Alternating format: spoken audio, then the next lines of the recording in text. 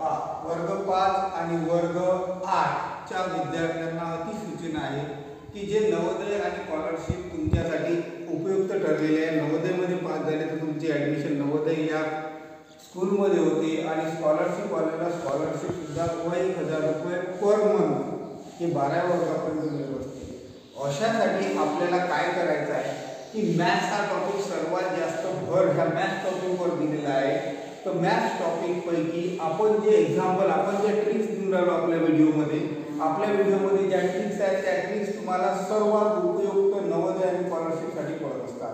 For example आपण आज division method घेणार आहोत। तर डिव्हिजन मेथड म्हणजे काय? डिव्हिजन मेथड म्हणजे भागाकार पद्धत। डिव्हिजन मेथड म्हणजे काय? भागाकार पद्धत।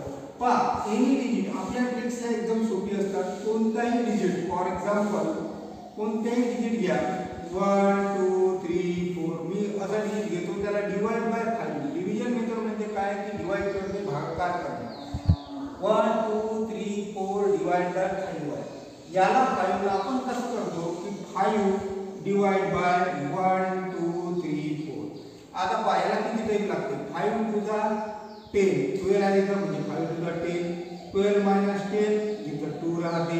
त्यानंतर आणखी हा 3 घेतो त्यानंतर 5 4 जा 20 5 4 जा 20 तर आणखी 3 होती आपल्या इथं।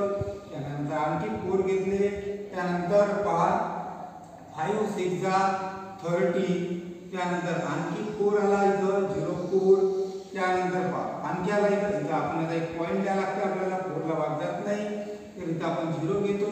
त्यानंतर 5 8 जा होते 40 म्हणजे 40 मायनस 40 इज इक्वल टू 0 म्हणजे असा आपण आन्सर न काढता आपल्याला जर डायरेक्ट आन्सर हवं असेल तर डायरेक्ट आन्सर आपण याला काढू शकतो। काहीच नाही करायचं बाय परस्पर सम मेथड 20 1 2 3 4 मल्टीप्लाइड बाय 2 2 ने मल्टीप्लाय करून टाकायचं 2 4 जा 8 2 3 जा 6 2 2 जा 4 2 1 जा 2 फक्त एक नंतर पॉइंट द्यायचं this is your the final answer in division method. पहा 246.8 246.8 आपण कोणताही जर एनी डिजिट नंबर घेतला समजा फॉर एक्झाम्पल 5 6 2 1 डिवाइड बाय 5 हा घेतो याला काय करायचं मल्टिप्लाय 2 ने करायचं करा 5 6 12 2 ने मल्टिप्लाय करा 2 1 जा 2 2 2 जा 4 2 6 जा 12 12 शी 2 इथं 1 कॅरी 2 5 जा 10 10 प्लस 1